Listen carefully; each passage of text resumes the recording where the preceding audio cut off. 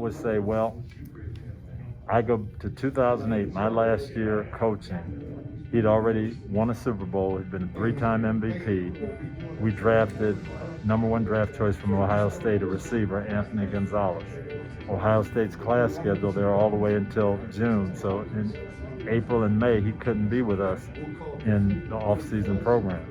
2 days a week, without asking any coaches, without asking me, Peyton got in his car, drove 3 hours from Indy to Columbus, took a playbook, sat down for an hour with Anthony, threw for an hour, and then drove back. 8 hours twice a week to help a rookie receiver be the best he could be. That's incredible. If you want to know that's what makes Peyton Manning great. Want to help his teammates be the best that they could be. Super Bowl 41. You've got the 2 weeks, and the first week we practice in Indy, then we're going to go down to Miami and get ready for the Bears.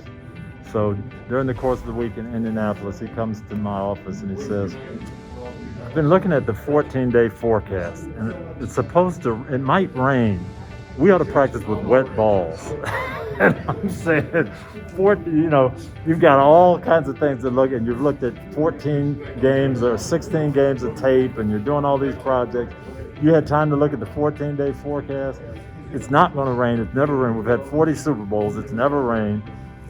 He kept on me. We practiced one day with wet balls, and don't you know it rained the whole game. That's Peyton Manning, preparation, leaving no stone unturned. I think he just had that drive to be excellent. I think he learned from his dad that the quarterback's job is not to be a great player. The quarterback's job is to make everybody else great.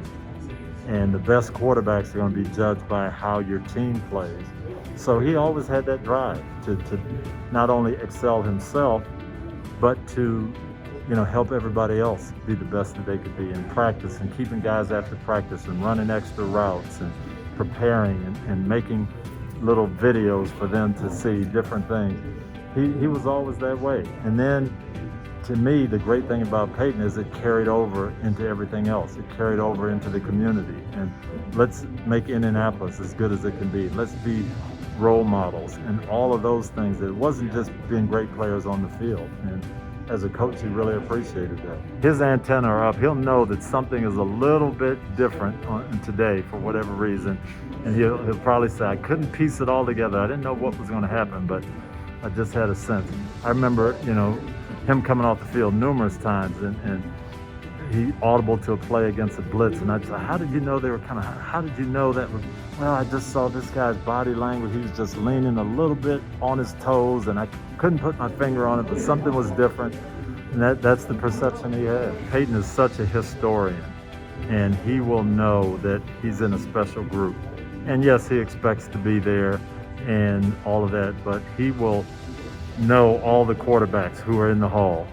He'll know all the great players who are there, and he'll know what it means. He'll know the tenets of the Hall of Fame and what we're all about. And he will go out and he'll be an ambassador for that.